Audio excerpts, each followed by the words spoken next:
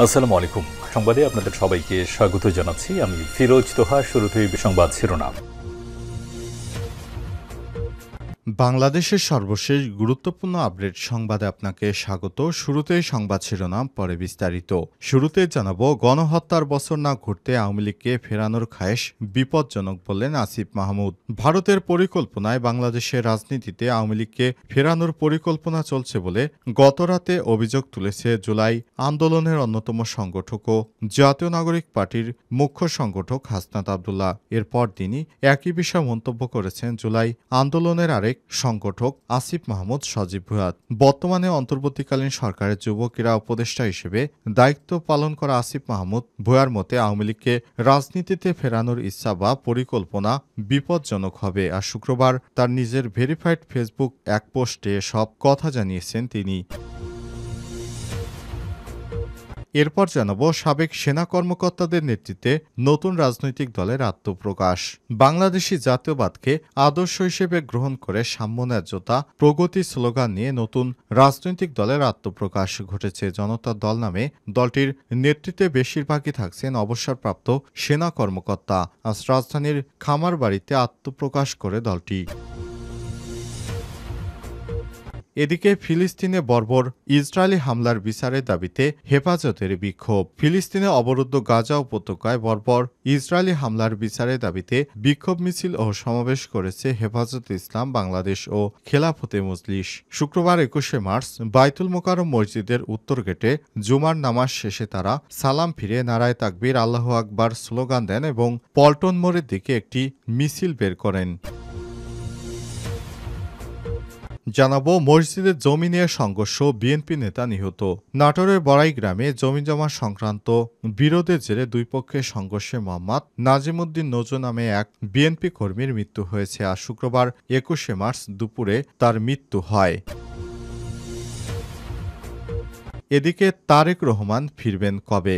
বিচারিক আদালতে আর কোনো মামলা নেই। ছাত্র জনতার আন্দোলনে গত বছর অগস্টে আওয়ামী লীগ সরকারের পতনের পর থেকেই রাজনৈতিক অঙ্গনে একটি প্রশ্ন ঘুরে ফিরে আসছে, বিএনপির ভারপ্রাপ্ত চেয়ারম্যান তারেক রহমান কবে ফিরবেন। এ বিষয়ে বিএনপির পক্ষ থেকে বরাবরই বলা হয়েছে, তারেক রহমানের বিরুদ্ধে থাকা সব মামলা নিষ্পত্তির পরই দেশে ফিরবেন। সর্বশেষ তার সব মামলা নিষ্পত্তির পরও তিনি দেশে ফিরছেন না। কেন ফিরছেন না সেটি এখনো ঘোলাশায়ী রয়ে গেছে। এবং সর্বশেষ জানাবো, ইসরায়েলে নেতানিয়াহুর বিরুদ্ধে হাজারো মানুষের বিক্ষোভ। গাজায় নতুন করে যুদ্ধবিরতির আহ্বান জানাতে এবং নেতানিয়াহুর ডানপন্থী শাসক জোটের দেশের গণতন্ত্রের উপর হামলার প্রতিবাদে হাজার হাজার ইসরায়েলি রাস্তায় নেমে পড়েছে। জেরুজালেম এবং তেল আবিবের উত্তপ্তের মধ্যেই প্রধান মহাসড়কগুলো বন্ধ করে দেওয়া হয়েছে। পুলিশ অন্তত ১২ জনকে গ্রেপ্তার করেছেন। ক্যাম্পেইনাররা বলছেন, প্রচারণা গতি ও শক্তি জোগাড় করায় আগামী দিনগুলোতে আরও বিক্ষোভ হবে বলে আশা করা হচ্ছে। প্রিয় দর্শক, এতক্ষণ শুনছিলেন সংবাদ শিরোনাম, এবারে বিস্তারিত। তবে তার আগে বন্ধুরা, অনুরোধ থাকবে সংবাদটিতে একটি লাইক দিন। এই চ্যানেলে আপনি নতুন হয়ে থাকলে আমাদের সংবাদটি দেখতে দেখতে চ্যানেলটি সাবস্ক্রাইব করে রাখুন। কমেন্ট করে বন্ধুরা আপনার মূল্যবান মতামত জানিয়ে দিন আপনি বিশ্বের কোন দেশ থেকে বা বাংলাদেশের কোন স্থান থেকে আমাদের সংবাদটি দেখছেন এবং শুনছেন। এবারে বিস্তারিত। গণহত্যার বছর না ঘুরতে আওয়ামী লীগকে ফেরানোর খায়েশ বিপজ্জনক বললেন আসিফ মাহমুদ। ভারতের পরিকল্পনায় বাংলাদেশের রাজনীতিতে আওয়ামী লীগকে ফেরানোর পরিকল্পনা চলছে বলে বৃহস্পতিবার রাতে অভিযোগ তুলেছে জুলাই আন্দোলনের অন্যতম সংগঠক ও জাতীয় নাগরিক পার্টির দক্ষিণাঞ্চলের মুখ্য সংগঠক হাসনাত আবদুল্লাহ। এরপর তিনি একই বিষয়ে মন্তব্য করেছেন জুলাই আন্দোলনের আরেক সংগঠক আসিফ মাহমুদ সজীব ভুঁইয়া। বর্তমানে অন্তর্বর্তীকালীন সরকারের যুব ক্রীড়া উপদেষ্টা হিসেবে দায়িত্ব পালন করা আসিফ মাহমুদ সজীব ভুঁইয়ার মতে আওয়ামী লীগকে রাজনীতিতে ফেরানোর ইচ্ছা বা পরিকল্পনা বিপজ্জনক। শুক্রবার ২১শে মার্চ দুপুরে নিজের ভেরিফাইড ফেসবুক পেজে এক পোস্টে এই মন্তব্য করেন সরকারের এই উপদেষ্টা। তিনি লিখেছেন, আমরা কবে থেকে জার্মানি, ইতালি থেকে বেশি ইনক্লুসিভ ডেমোক্রেটিক হয়ে গেলাম। গণহত্যার বছর না ঘুরতে আওয়ামী লীগকে ফেরানোর খায়েশে জেগেছে। এর আগে বৃহস্পতিবার গভীর রাতে ফেসবুককে নিজের ভেরিফাইড আইডিতে দেয়া এক পোস্টে হাসনাত জান্নাত আব্দুল্লাহ লিখেছেন, আওয়ামী লীগের সাথে কোনো ইনক্লুসিভিটি হতে পারে না। আওয়ামী লীগকে ফেরাতে হলে আমাদের লাশের উপর দিয়ে ফেরাতে হবে। এর কিছুক্ষণ পর শুক্রবার ভোরে আওয়ামী লীগের ফেরা নিয়ে বাংলাদেশ জামাত ইসলামের আমির ডক্টর শফিকুর রহমান ফেসবুকে নিজের আইডিতে লিখেছেন, আওয়ামী লীগের চ্যাপ্টার ৩৬শে জুলাই ক্লোজড হয়ে গিয়েছে। নতুন করে ওপেন করার কোনো অবকাশ নেই। কেউ যদি আওয়ামী লীগের চ্যাপ্টার নতুন করে ওপেন করতে চায় তাহলে জনগণ তা মেনে নেবে না বলেও জানান তিনি। সাবেক সেনা কর্মকর্তাদের নেতৃত্বে নতুন রাজনৈতিক দলের আত্মপ্রকাশ।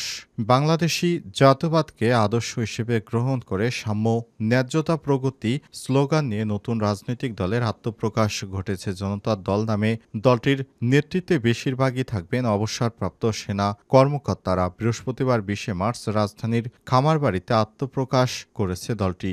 এই দলের আহ্বায়ক অবসরপ্রাপ্ত brigadier general Mohammad Shamim Kamal, major অবসরপ্রাপ্ত ডেল এইচ খানকে দলের প্রধান সমন্বয়ক ও মুখপাত্র করা হয়েছে। দলটির আহ্বায়ক ও সমন্বয়ক ছাড়া আর কোনো নেতার নাম ঘোষণা করা হয়নি। ঈদে জনতার দলের পূর্ণাঙ্গ কমিটি ঘোষণা করা হবে।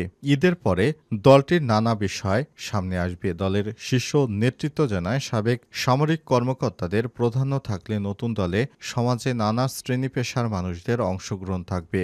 জনতার দল দেশের ৩০০ আসনেই প্রার্থী দেবে। যাদের নিয়ে সমাজে বিতর্ক নেই এমন ব্যক্তিদের প্রার্থী করতে চান নেতারা। জনতার দলে রয়েছে বেশিরভাগ অবসরপ্রাপ্ত সামরিক কর্মকর্তা, যাদের সঙ্গে আছেন সাবেক সরকারি কর্মকর্তা, ব্যাংকের অবসরপ্রাপ্ত ব্যবস্থাপনা পরিচালক ও প্রভাবশালী ব্যবসায়ীরা। গণমাধ্যমের মালিকানায় আছে এমন ব্যবসায়ীরা রয়েছেন এই দলে।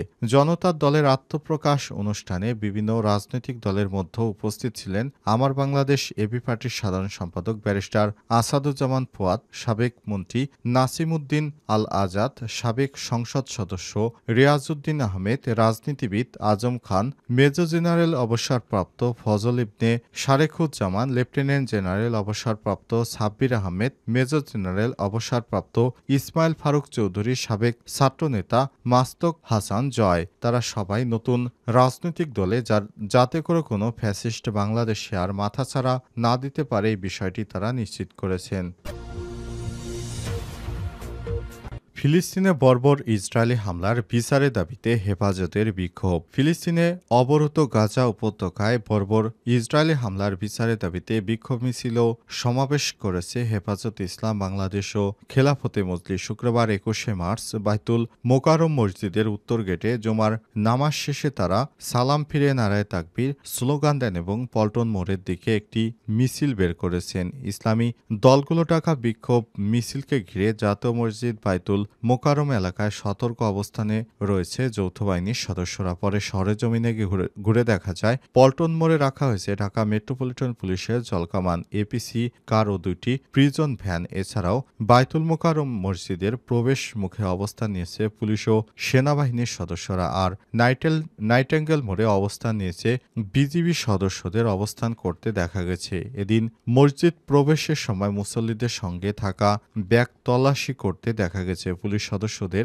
এছাড়াও সাদা পোশাক ও মহানগর গোয়েন্দা পুলিশের বিপুল সংখ্যক সদস্য জ্যাকেট পরে অবস্থান নিয়েছে। প্রসঙ্গত, পূর্ব ঘোষণা অনুযায়ী বাইতুল মোকাররমের উত্তর গেটে আজ জুমার নামাজের পরেই হেফাজত ইসলাম বাংলাদেশ ও খেলাফতে মজলিসের বিক্ষোভ মিছিল অনুষ্ঠিত হয়। পরে ছাত্র শিবির ও জামাত ইসলামের সদস্যরা মসজিদ এলাকায় উপস্থিত ছিলেন।